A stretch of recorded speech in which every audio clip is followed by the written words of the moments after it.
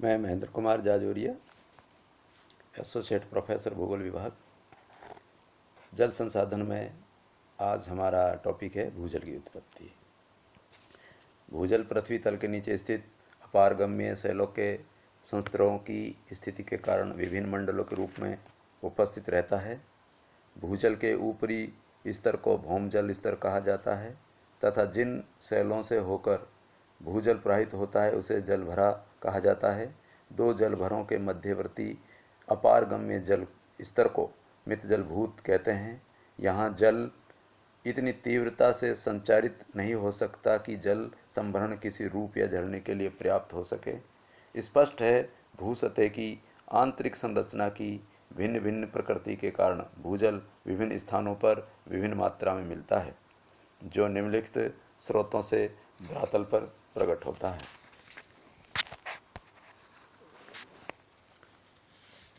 Number 1,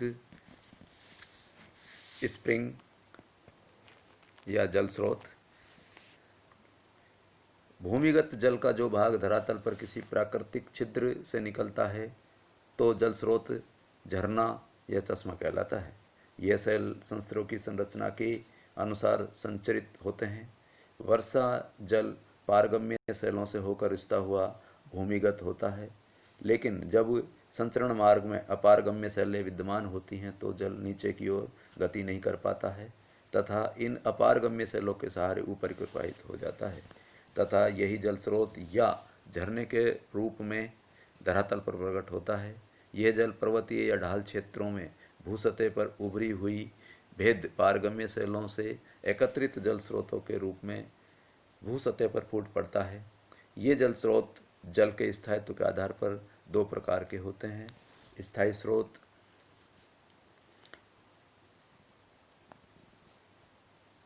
जब भूसतह के नीचे अपारगम्य शैलें झुकी अवस्था में होती हैं तथा जल स्तर ऊंचा होता है तो है जो भूजल ढाल मिल जाने से स्थायी रूप में प्रवाहित होता रहता है। अस्थायी स्रोत ये भूसतह के नीचे असमान रूप में पाए जाते हैं, जल स्तर के कारण बनते हैं जो वर्षा पर निर्भर करते हैं। जल की प्रकृति के आधार पर स्रोत निम्न प्रकार के होते हैं: साधारण जल स्रोत, तापीय स्रोत, उष्ण स्रोत, खनिज स्रोत। नंबर 2, कूप। भूसतह के नीचे स्थित संयुक्त जल क्षेत्र का जल प्राप्त करने के लिए पारगम्य शैलों में कुएं खोदे जाते हैं, जिनके नीचे अपारगम्य शैलें होने से जल भरा रहता है। वर्षा पर आधारित कुएं कम गहरे होते हैं जो ग्रीष्म काल में शुष्क रहते हैं। अधिक गहरे कुएं लंबे समय तक जलापूर्ति में सहायक होते हैं। नंबर 3, पाताल तोड़ कुएं। पाताल तोड़ कुएं ऐसे प्राकृतिक जल स्रोत होते हैं जिनसे ही धरातल पर जल प्रकट होता है। इसके निर्माण के लिए दो प्रकार की अनुकूल संरचनाएं होनी चाहिए। प्रथम, अभिनीतीय या उल्टी गुम्बदनुमा संरचना तथा द्वितीय, एक दिनत संरचना। उत्सुत कूप का जल जिस मंडल से ऊपर की ओर संचालित होता है उसे जलवृत्त कहते हैं। उत्सुत कूप के लिए जलवृत्त के ऊपर तथा नीचे दोनों ओर अपारगम्य शैलें होनी चाहिए, जिसकी प्रकृति मृत वृत्त के समान होती है। इसकी निचली सतह जलीय रिसाव को रोकती है तथा ऊपरी सतह जल को वाष्पीकरण से बचाती है।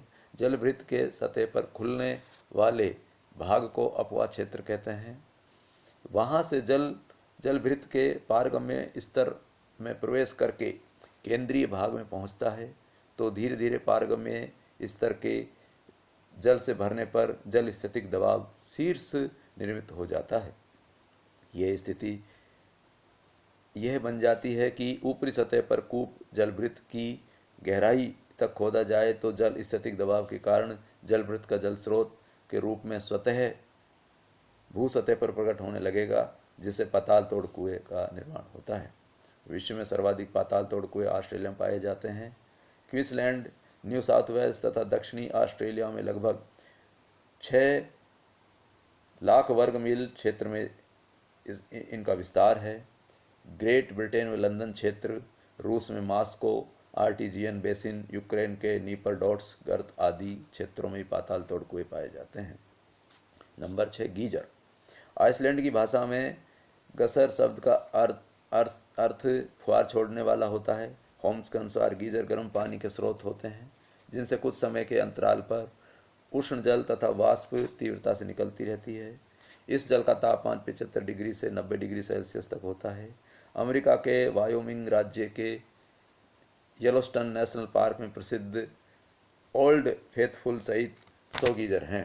तातापानी, उड़ीसा, जलगांव, तुआ, आइसलैंड, काकेशस पर्वत तथा न्यूजीलैंड में भी कई गीजर मिलते हैं।